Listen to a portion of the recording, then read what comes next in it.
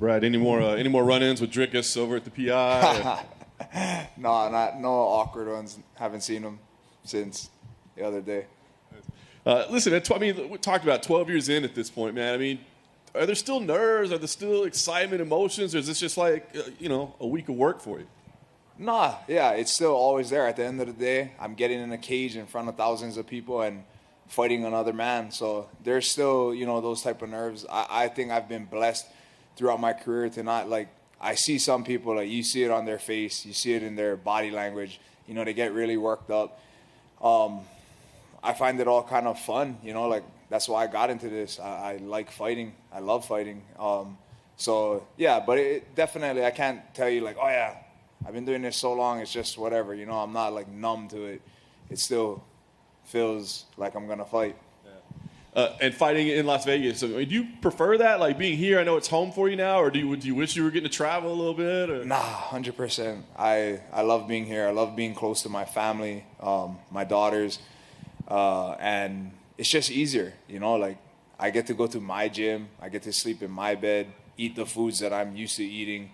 Nothing really changes for me, so I love fighting here, What do you make of Dricus as an opponent? I mean, is there anything that he does that you've seen on tape or watched that you're like, oh, I've never seen that before? Or do you feel like it's just kind of something that you've seen at this point? No. He tough guy, and I think he actually is different than a lot of the other guys out there. His style is a little different. He reminds me kind of like an Elias Theodoro, very unorthodox in the way they do things.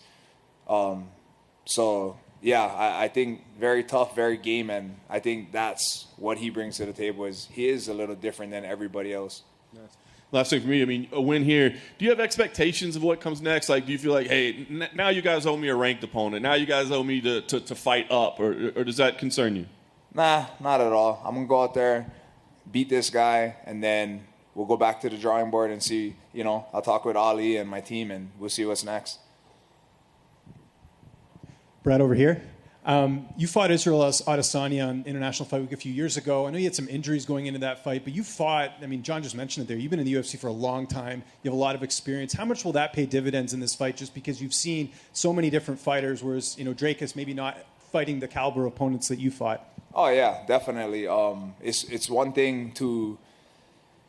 I always say this. It's one thing to get to the UFC. It's a complete different animal to stay there. It's hard work, and it's something, a goal of all these fighters to get there. But then to stay here, to stay competitive, to stay winning fights. You see guys, you think they're going to be the next best thing, on these hype trains.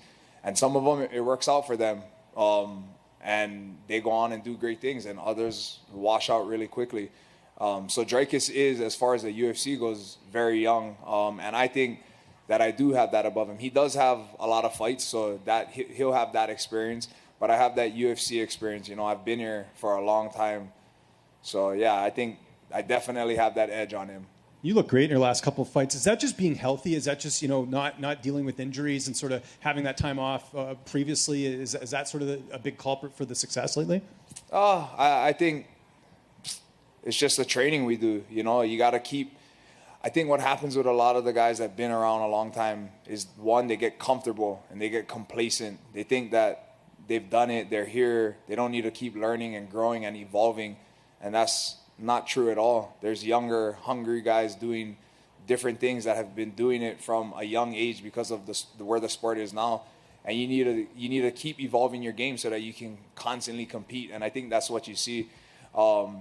As far as injuries, I was telling John in an interview we did recently, before I fought Omari, I actually fractured my elbow. I tore a ligament in it, banged it up pretty bad. Luckily, I was able to get through the fight.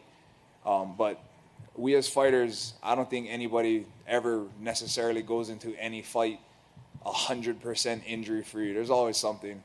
And just last one for me. I know Edmund Shabazian's been doing some training in Vegas. Have you got to work with him at all? Just because, obviously you two fought each other. No, so we ran into each other, and he actually, he's such a cool guy. Yeah. When he first got to town, he came up to me, approached me, and he's like, hey, man, I plan to come and train at Couture's, and I hope that's, all right with you. And I'm like, yeah, no hard feelings. We fought, and I don't know. But I haven't seen him. He's been in and out, hasn't really trained with us too much. I know him and Sean been sparring a little bit over here at the PI, doing their thing. But, no, yeah, we haven't gotten to train together yet. Brad, back here to your left.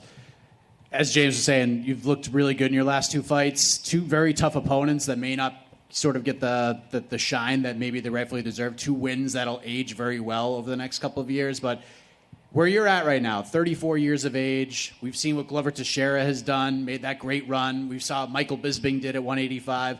Do you look to those guys as motivating factors, knowing that it doesn't matter how many fights you have or if you've lost a couple, that the age doesn't matter, we could still make a run and even get to a title fight. It's never too late. Oh, definitely. You know, those guys are huge inspirations. Look at what they've done. I remember when I was in the Ultimate Fighter, hearing about Glover and how he was going to be. And at that time, you know, Chuck was one of the best 205ers, former champion and this and that, fighting right up there. And even he said, you know, like, oh, Glover's going to be the next champion. And for visa reasons or whatever, you know, it held him out. I think had that not happened and he was able to come back to the States or whatever it may be and fight, I think he would have been like a long reigning champion a long time ago. But again, everybody's path is different, and you see the path that he took. Michael Bisping, another one, started on the Ultimate Fighter just as I did and had to work long and hard to get to the top. And, you know, some things fell in line. He got the opportunity and made the most of it. You know, went out there, knocked out Rockhold, and finally got that belt he had been chasing his whole career. So, yeah, definitely look up to these guys and, like, you know, think like, oh, yeah, these guys did it. Easily could do it too. And then last thing, you've obviously fought Israel Adesanya, getting ready to defend his title against Jared Cannonier. If you were working with Jared, if you were the last person to give him advice before he walks out to fight Israel, what would you tell him? I would tell him. So what surprised me about Israel is actually how long and rangy he was. Like, it's one thing to go train with long and tall guys, but Israel is really a master of his length and his range. So he was harder to hit, harder to get to, and he was hitting me from like where I felt like I would kind of be safe. He would land some things, and I was like, oh, okay, this is different. So if I had to tell Jared something, I'll tell him that.